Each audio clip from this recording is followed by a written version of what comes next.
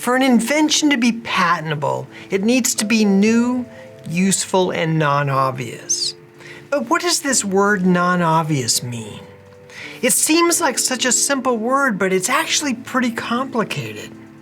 For example, what if I build a new bicycle, and my bicycle is just like all the other bicycles, except that I add colorful handlebar streamers to the handlebars. Now the handlebar streamers make my bicycle more fun to ride. They look beautiful. In fact, I might even argue that my bicycle with handlebar streamers is even safer to ride because it's easier for traffic to see and avoid. Others might argue that my decorative streamers are an obvious improvement to a bicycle. They would say that decorative streamers and ribbons are well known, that they've been around for hundreds if not 1,000 or more years, and that merely adding streamers to the handlebars of a bicycle to decorate it would just be an obvious improvement to a bicycle and would not rise to the level of a patentable improvement. In this video, I want to talk about the legal standards of obviousness with respect to patents. What does obviousness mean, and who gets to decide whether an invention is obvious or not? Hi, my name is Carr Ferrell. I'm a Silicon Valley patent attorney. Welcome back to my channel. Now, as we said at the beginning, in order for an invention to be patentable, it must be new, it must be useful, and it must be non-obvious. Now, the usefulness standard is pretty low. It's a pretty low threshold to meet, so we're going to set that one aside for now. What does new mean? For purposes of patenting, new means that others haven't invented it, known about it, or used it before you. New means that you're the first to invent it, and you haven't put it out in public more than 1 year since the filing date of your patent application. Now, the non-obvious requirement is a little more tricky. Non-obvious means that it would not be obvious to combine the known elements of your invention to produce predictable results. A simple example of this would be a chocolate chip cookie. If you started with a sugar cookie dough, and you mixed in chocolate chips and nuts, and you baked it just as you would a sugar cookie, obviously and predictably, the results are going to be amazing. It's going to be like a sugar cookie, but with chocolate chips and nuts mixed in. We can predict what the chocolate chip cookie will look like and how it will taste. We would say that combining the known elements of this chocolate chip cookie would produce predictable results, a predictable cookie. But what if we replace the water in our chocolate chip cookie dough with dark rum and xanthan gum? And after baking this new chocolate chip cookie recipe, we found that surprisingly, the chocolate chips didn't melt as they did before, and that the resulting cookie, instead of being crisp like a sugar cookie, was actually soft and chewy. We might also find that after the cookies cooled, they didn't crumble as much or produce as many crumbs. Now, I don't know anything about baking or chocolate chip cookies except that they're delicious. I don't know anything about xanthan gum, so don't rely on my recipe here.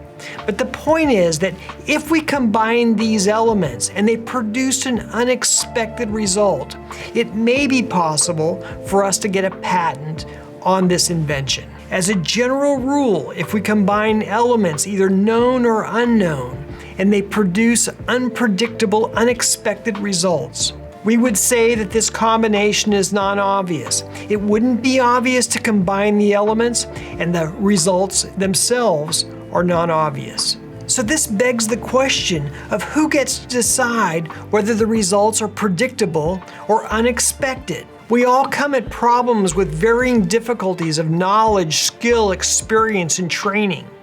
And each of us looks at problems in different ways based on these. What might be impossible for me to comprehend might be self-evident to you or to others. The law solves this problem by making up a fictitious person.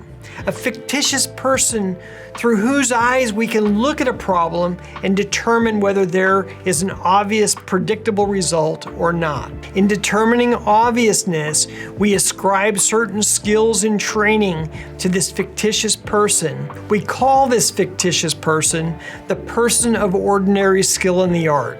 Sometimes it's referred to as the posita.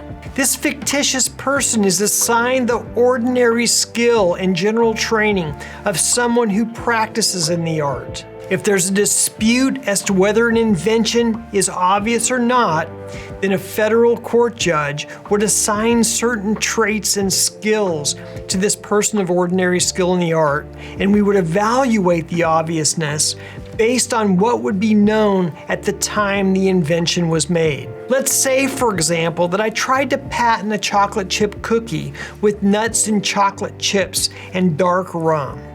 And let's say that I did get the patent and someone was infringing my patent, and I decided to bring a lawsuit charging that infringer with patent infringement, trying to stop them or enjoin them from continuing to bake cookies using my patented recipe. The defense that they would raise in court is that my patent is not valid because everybody and their grandmother knew how to make chocolate chip cookies by combining chocolate chips, nuts, and dark rum. The judge in this case might decide that the person of ordinary skill in the art appropriate for evaluating this cookie recipe would be a bakery chef with 2 years of experience in a commercial kitchen or a commercial bakery. Then the question to be decided is whether this bakery chef, having ordinary skill in the art and 2 years of experience, at the time the invention was made, would this person believe that the invention was obvious?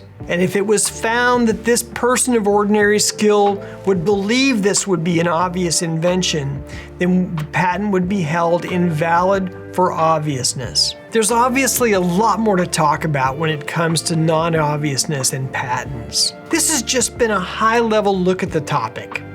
If you'd like to learn more about this, let me suggest 2 Supreme Court cases that'll be really helpful in diving deeper into the topic of non-obviousness. The seminal case is John Deere versus Graham, where the Supreme Court discusses several key factors that should be considered when analyzing problems involving non-obviousness. And the second case is KSR versus Teleflex, where the Supreme Court further discusses Deere versus Graham and provides some additional guidance on how to think about combining known elements. Non-obviousness is such a fascinating legal topic, but that's really all I have to say about it today. If you found this video useful, I'd really appreciate it if you'd like and subscribe so that the YouTube algorithm will help other people find this video. And if you have comments or questions, leave them in the comments section below. I'd love to read your comments.